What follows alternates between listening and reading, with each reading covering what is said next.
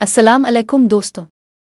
आज मैं आपको अपने ख़ानदान की एक ऐसी कहानी सुनाने जा रही हूँ जो ज़िंदगी के अहम सबक सिखाती है और दिखाती है कि मोहब्बत सिर्फ अल्फाज से नहीं बल्कि कुर्बानी और तहफ़्फ़ुज़ से भी ज़ाहिर होती है।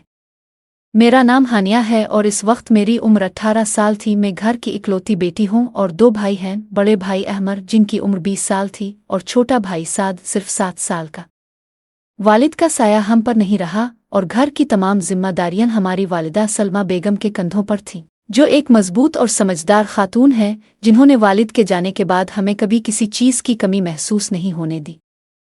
हमारा घर लाहौर की एक परसुकून और कदीम कॉलोनी में वाक़ है, जहाँ की दीवारों में हमारी नस्लों की यादें बसती हैं और जहाँ का आंगन हमेशा हंसी चहल पहल और खेल कूद से भरा रहता था। लेकिन अचानक वो खामोश हो गया।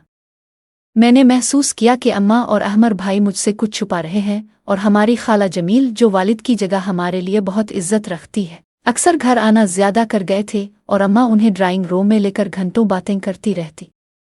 बारिश की रात जब जमील भाई एक बरीफ केस लेकर आए और अम्मा ने उन्हें ड्राइंग रूम में ले जाकर दरवाज़ा अंदर से बंद कर दिया, मेरी तजस्सुस की हद हो गई और मैं कान लगाकर सुनने लगी कि वो मेरे बारे में कोई फैसला कर रहे हैं और मुझे छुपा रहे हैं।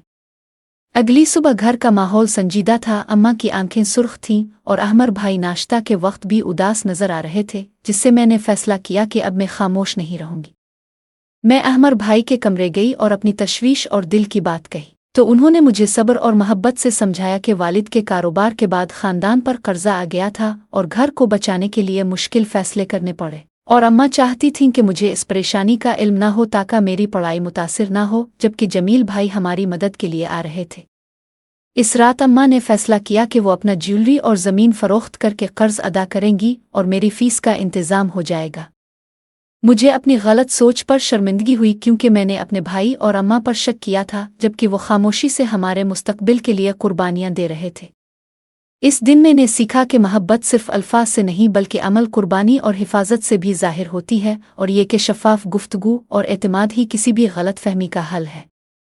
आज मैं अपनी तालीम मुकम्मल कर रही हूँ, भाई की कामयाबी और माँ की सुकून भरी जिंदगी देखकर शुक्रगुजार हूँ, और ये समझ चुकी हूँ कि जिंदगी में असल खुशी वो है जब अपने प्यारों के लिए दिल से कुर्बानी दी जाए और एतमाद और मोहब्बत के रिश्ते मजबूत रहें। अगले दिन मैंने हिम्मत की और अहमर भाई के कमरे में जाकर उनसे सीधी बात की। दिल में शक और तजस्सुस के साथ पूछा कि घर में क्या हो रहा है और मुझे क्यों कुछ नहीं बताया जा रहा। तो उन्होंने गहरा सांस लेते हुए बताया कि वालिद के कारोबार के बाद खानदान पर कर्जा आ गया था और हमें अपने घर को बचाने के लिए मुश्किल फैसले करने पड़े, और अम्मा चाहती थीं कि मुझे इस परेशानी का इल्म न हो ताकि मेरी पढ़ाई मुतासिर न हो। इसलिए वो और जमील भाई मेरे बारे में फैसले छुपा कर बात कर रहे थे, और इसीलिए मैंने महसूस किया कि अहमर भाई मुझे गौर से देख रहे थे, क्योंकि वो चाहते थे कि मैं समझूं कि वो सिर्फ मेरी हिफाजत कर रहे हैं और मुझे कभी बोझ महसूस ना हो। जब मुझे ये सब हकीकत मालूम हुई तो मेरी आंखों में आंसू आ गए और दिल भर आया। मैंने अपने भाई और माँ से मुआफ़ी मांगी कि मैंने उन पर शक किया और अहमद